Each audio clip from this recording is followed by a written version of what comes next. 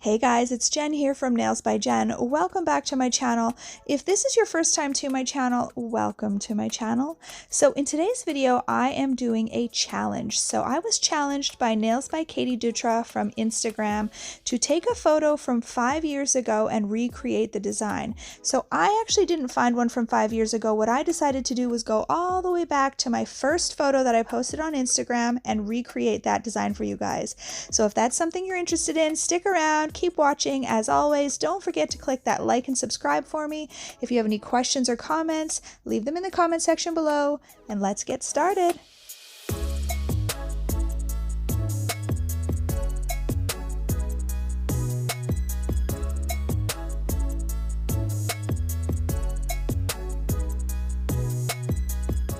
So this was my client's current set, and I actually have a watch me work video on this. I will link that below for you guys so you can see how to create this beautiful design. Now I did not film me prepping her nails, so for reference I went in with a 3X carbide bit and I debulked her nails, taking them down to a very thin layer, and then I used a hand file to shape her nails. She likes to have a long coffin or slightly tapered in square. I cleaned up her cuticles with my cuticle bit and my e-file, and then I removed all the dust and I applied 2 coats of primer, and then I went straight in with a cover peach acrylic and started to build all of her nails.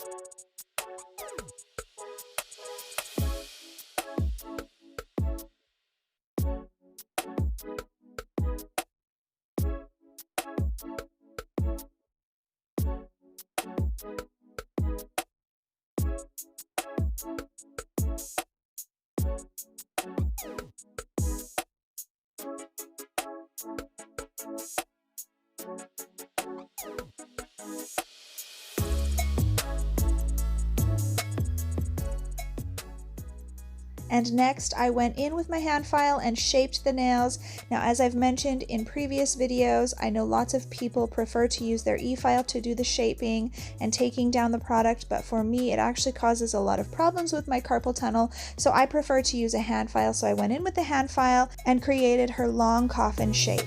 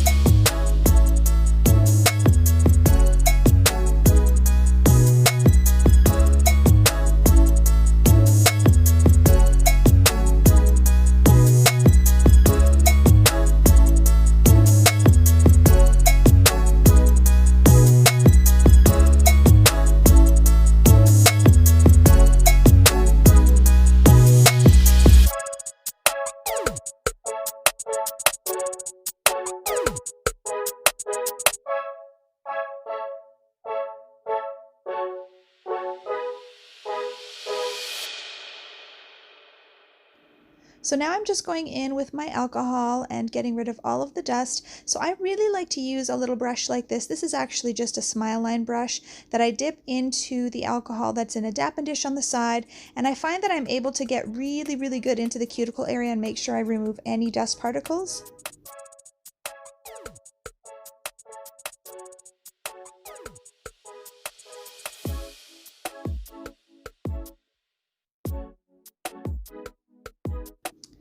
Okay, so now I actually ended up having to get this client to come back the next day to redo the design because it did not work the way that I wanted it to that night, and we were both exhausted, so I just had her come back the next night. So what I did the first night was I actually went through and I buffed the nail, and then I applied the gel polish to each finger, curing each finger in between. So essentially what happened was the pinky nail, the gel polish cured for a total of about 4 minutes, because by the time I got the pointer finger cured, that pinky nail had been in the light for 4 minutes. So it wasn't as sticky. The dispersion layer or the tacky layer was not as sticky as I would have liked it to be. So when I ended up adding the pigments, they did not stick very well. When I put the top coat on, they started to rub off. And the other issue I had was that the pigment stuck to the acrylic, so I had a really hard time getting it off of the acrylic. So it honestly just looked like a hot mess. So I had her come back the next day. So I ended up doing a little bit of research. I went on YouTube. I tried to search to see if I could find anyone who's done the splatter neon nails, and there was a lady by the name of V. So her channel name is V Nailed It, and she did exactly what I did by buffing the nails, applying a gel paint instead of a gel polish, and then applying the pigments, and it just seemed to work for her. So I troubleshooted a little bit more, and I decided that what I was going to do is apply the matte top coat before I add the gel polish, then add the pigments, and then add my matte top coat again in 2 coats just to make sure everything was sealed in. And I'm going to show you how I did that here.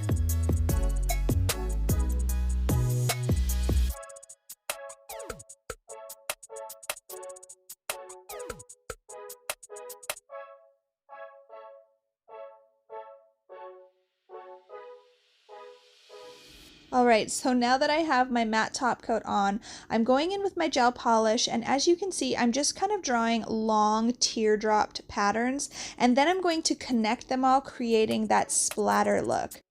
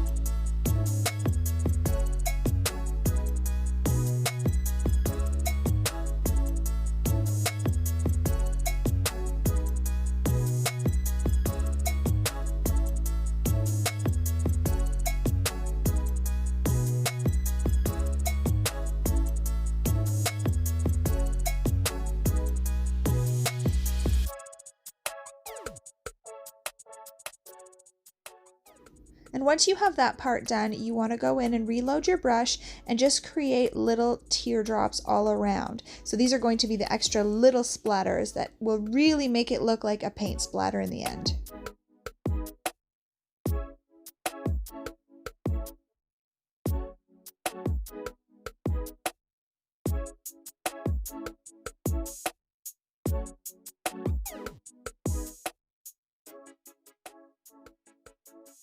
So then I continued on doing the exact same thing on every finger, only this time I did not cure until I finished the pointer. So I did all of the painting on all 4 fingers, and then I cured them for the full 1 minute, and then I went in and did the thumbs, and I did them separately and cured them for a full minute.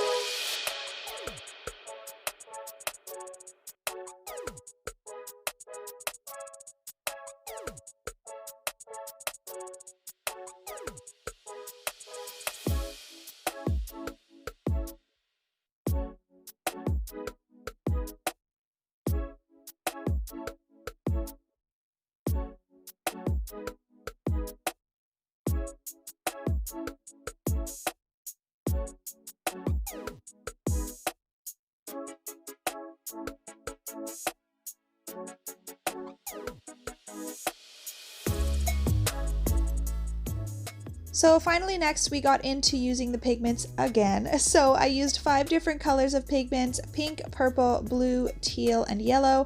And I just scooped out little bits of the pigment and put them on paper towel. And then I used 1 applicator per color, because in the first time I tried it, I actually used 1 side of each applicator, and then I had sort of a mishmash of colors that were blending that weren't supposed to be blending.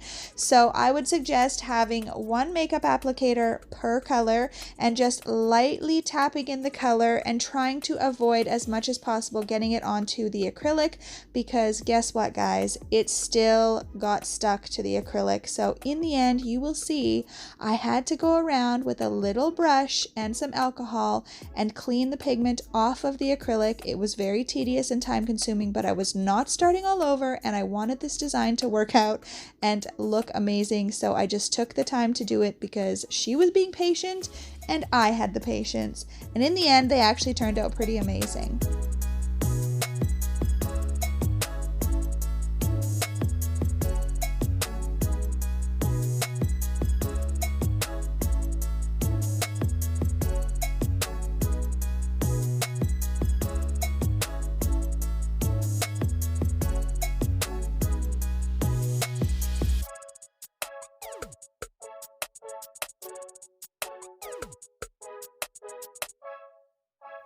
So as you can see, compared to the first time I did it the night before, the pigments are sticking much better and they are way more vibrant. Even when I applied them before brushing the excess off the night before, I could already see that the pigments were not sticking very well. So again, definitely something to learn from this is to make sure that you do not over cure the gel polish or the gel paint, whatever you're using, because that tacky layer will not be as sticky as you would like it to be.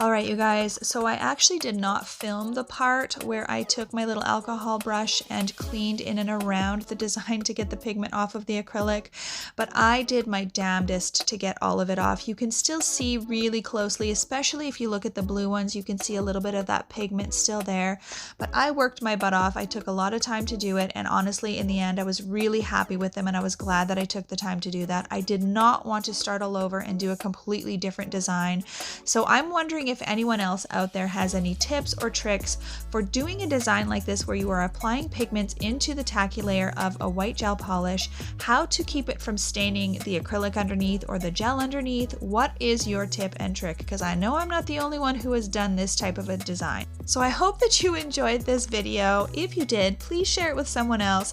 Don't forget to click the like and subscribe for me. If you have any questions or comments, please leave them below for me. And as always, guys, have an amazing day.